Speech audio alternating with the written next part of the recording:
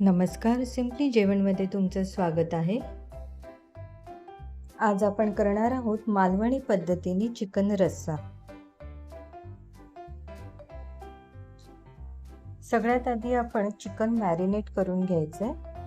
त्यासाठी इथे मी घेतलं आहे लाल तिखट, हळद, मीठ, मालवणी मसाला, चिकन मसाला, कोथिंबीर, मिरची, लसूण, आलं बारीक वाटून हिरवा मसाला करून घेतला आहे आणि दही.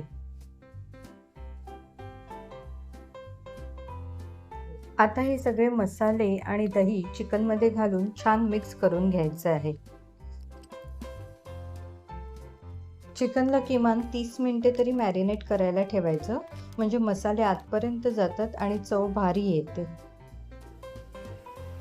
चला, आता चिकन मॅरिनेट करून अर्धा तास झाला आहे. आता आपण चिकन रस्सा बनवायला घेऊया. यासाठी आपल्याला अगदी साधं आणि घरात सहज उपलब्ध होणारं साहित्य लागणार आहे. पण या रस्स्याची खरी चव वाढवणारा मुख्य घटक म्हणजे कांदा आणि खोबऱ्याचं वाटण. कांदा आणि खोबरं छान भाजून त्याचं बारीक वाटण करून घेतलं आहे. त्यामुळे रस्स्याला सुंदर रंग, घट्टपणा आणि अप्रतिम चव येते.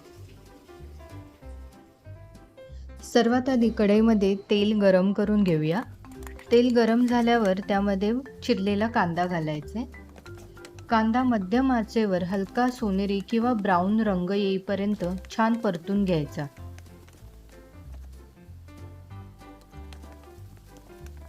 कांदा व्यवस्थित परतला की रस्स्याला चांगला रंग आणि स्वाद येतो.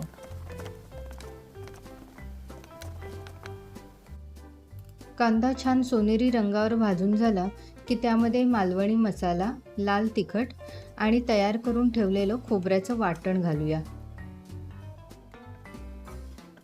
आता हे सगळं मिश्रण एकजीव करून 4 ते 5 मिनिटं छान परतून घ्यायचं.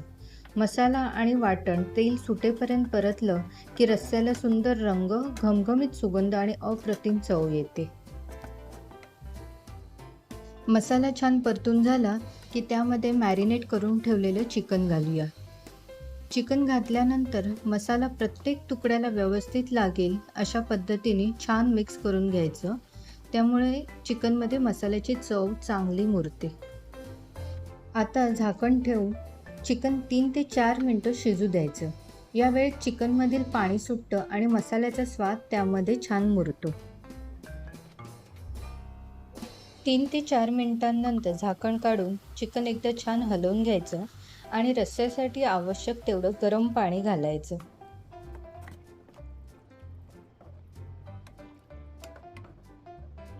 आता पुन्हा झाकण ठेवून मध्यम आचेवर साधारण 10 मिनिटं शिजू द्यायचं.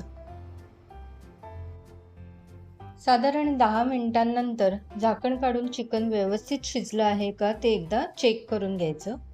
त्यानंतर चवीनुसार मीठ घालायचं आणि वरून ताजी कोथिंबीर घालून घ्यायची.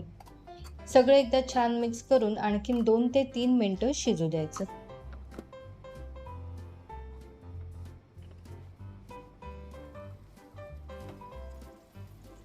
रश्श्याला आता छान उकळी आली आहे आणि चिकन देखील व्यवस्थित शिजलं आहे.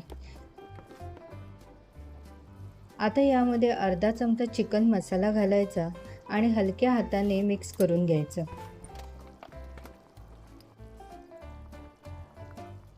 त्यानंतर झाकण ठेवून गॅस बंद करायचा आणि रस्सा 5 मिनिटं तसाच झाकून ठेवायचा.